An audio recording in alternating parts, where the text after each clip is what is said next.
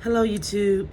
Don't forget to subscribe, like, and share. It's me, Elsa Life Story. I'm here again with my life story. And again, I want to thank all of my supporters and all my viewers. Again, don't forget to subscribe. Now, I want to follow through with you guys about my son. I got a call last night that my son would be removed out of the home and that he heard a rumor that my son had something to do with the shooting. And I say, I don't know how that's possible if my son was in your house the whole time. But anyway, he agreed and said the lady who told him, which lived next door to him, the foster parent said the lady who lives next door to him, go ahead, said, okay, so the foster parent said that a lady next door to him came to him and said that my son might have something to do with the involvement of the shooting that happened next door with his neighbor.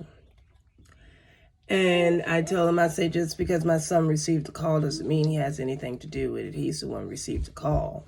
And he also told us all. I say, not only that, he was in the house with you guys the whole time of the shooting. So he, in all actuality, he wasn't the shooter. So I will say this. He told me that my son will be removed from the home today. He told me that last night. But a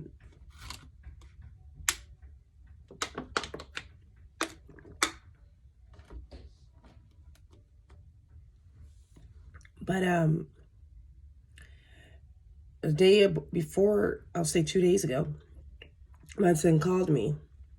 I'm like, hey, how you doing? He's like, Mom, I'm okay. I'm just,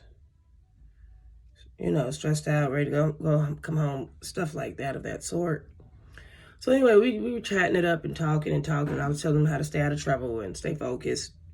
And that if he gets removed out of the home, that they're going to put in place services to help us so we can cope, so you can go ahead and come back home and we can start off on the better foot. He was telling me how his dad said he wished I was dead. He also told me that his dad is always denying his children. His dad mentioned that the new baby might not even be his.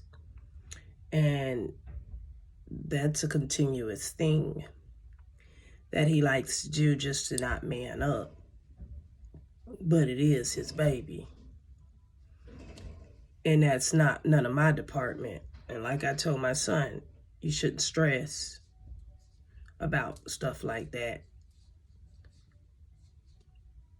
But, telling your child that you wish I was dead, that's pretty foul and sickening. Pretty foul, pretty sickening. He also told me, he said, Mom, I basically noticed that when my uncle came down from Orlando or Tampa, the one who basically he was staying with, he was one of the caretakers around the time of the beginning of the separation.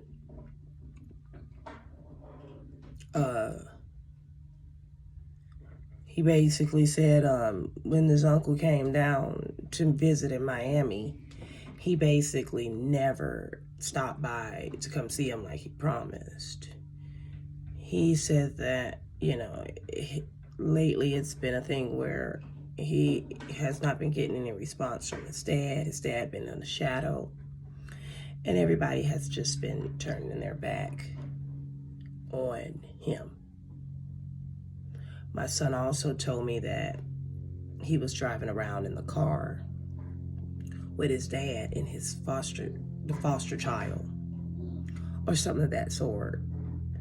And he said, yeah, Red, cause you don't know how I shot that nigga in his face, and I dome checked him and I killed him. And this is the type of conversations he think is healthy to have with his child. This is why my child acts like this.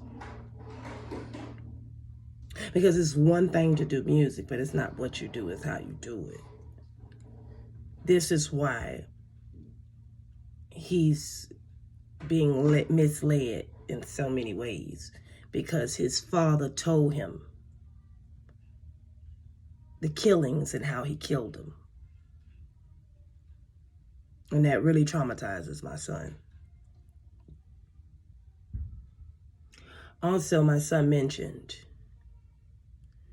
that it was a situation where, and I'm telling you what I heard out of my son's mouth, I'm telling you early without the manipulations of anything. This is what my son said, not what I said. This is what my son said. He goes, well, Mom, I was in a car with my cousin, my girl cousin, and my dad. And this was a different time. I was in a car with with my dad and my girl cousin. And my dad had his chain on. And my girl cousin got in the car and said, how much is that chain? And he goes, $18,000. And she says, oh, no, sir. We're like 50 cents per se. So basically she started joking around and he felt disrespected by his niece, the dad, which is his niece. His dad's niece, which is his girl cousin. So he turns around and he says, Pinky, your mom killed your dad. And I'm like, he told her that? Why would he tell her that? That your mom has something to do with your daddy getting killed. And I'm like, Well. Let's continue with that part because I wrote my notes. I want to come back in. Don't forget to subscribe, like, and share, guys. Thank you.